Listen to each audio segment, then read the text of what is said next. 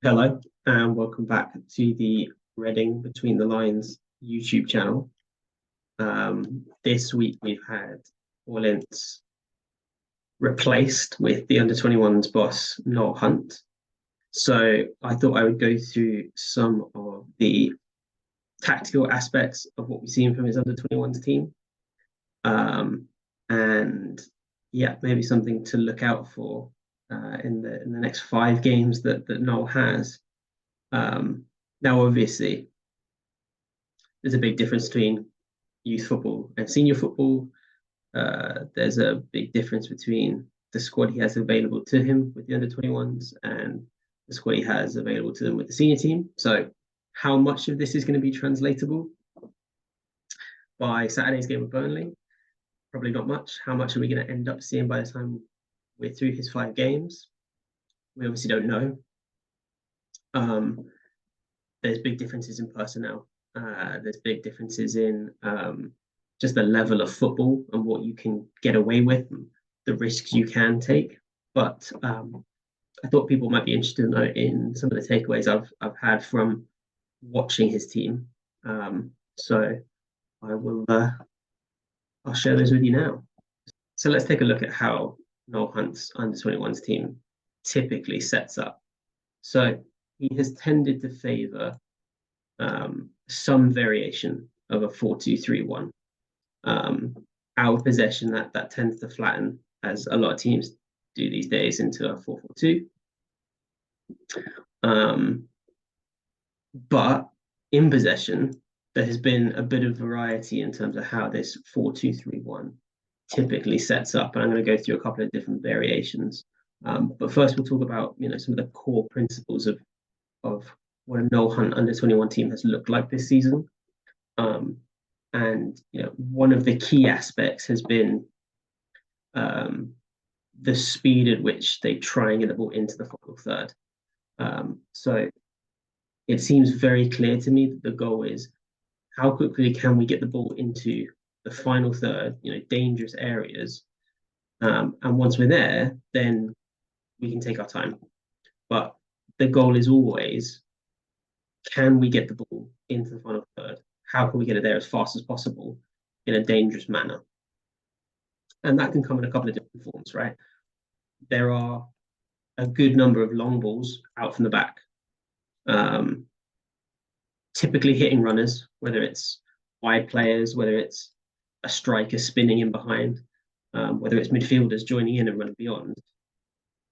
We do see quite a lot of long passing out from the back, and not even, to be honest, not even overly accurate or successful, but it's clearly we want to be playing a football in their opposition's half of the pitch. The other aspect is, particularly when we turn the ball over, it's sharp, quick passing through the middle of the pitch to, again, get to the final third as fast as possible.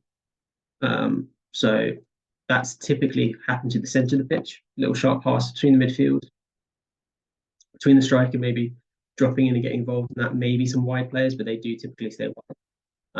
And then the other aspect of how we try and get the ball forward at speed is ball carrying. That typically comes from wide players, but it seems very, very clear to me that ball carrying from wide is something that Hunt really values in this under-21s team, and that will be interesting to see whether that translates to the birth at all.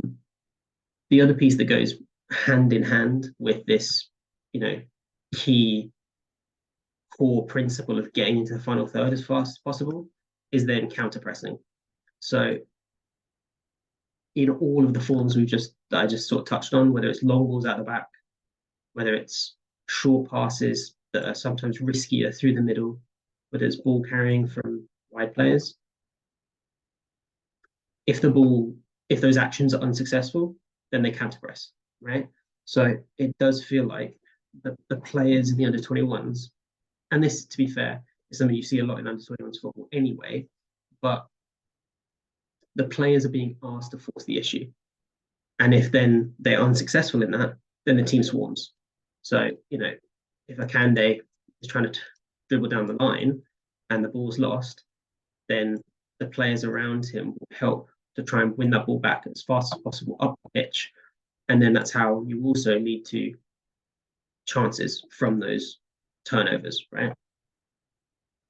So those are really the two key tactical points or principles that I see as this team. It's the speed at which we try and get into the final third and the variety that we do it.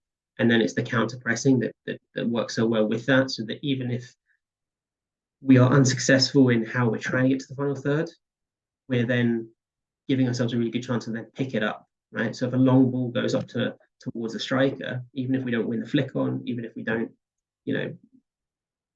pass from that point, when the ball goes loose, we're all over it, and have a good chance of winning that back. And the team have scored quite a lot of goals from those sorts of situations, even if the first pass or the first dribble isn't successful.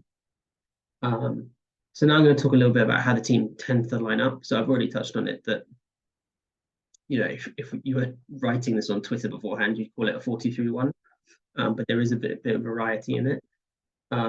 So what I'm going to sort of call the sort of 4-3-3 variation on this is, what typically happens is Senga will come sit in front of the defense, and basically act as a screen.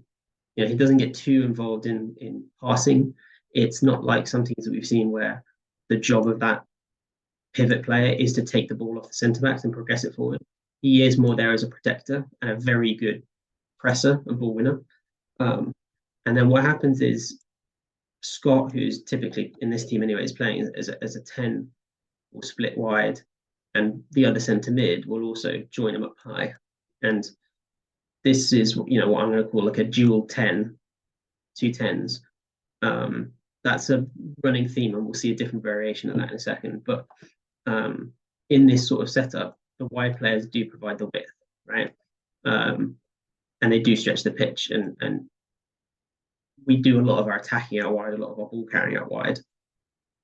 And in this sort of situation, the fullbacks, they get involved. They don't bomb on too heavily. They work in combination with their wide players. So, maybe if the ball is over here, there's the opposite winger may tuck in a little bit, and the fullback may go wide, but it's not in set possession, really. It's when the opportunity presents itself. What is interesting is, once the ball is into the final third, what tends to happen is when it's on one side, one of the 10s, whoever's normally on this side, will, come over and help. And these three, between the winger, the centre mid, and the right back, will combine.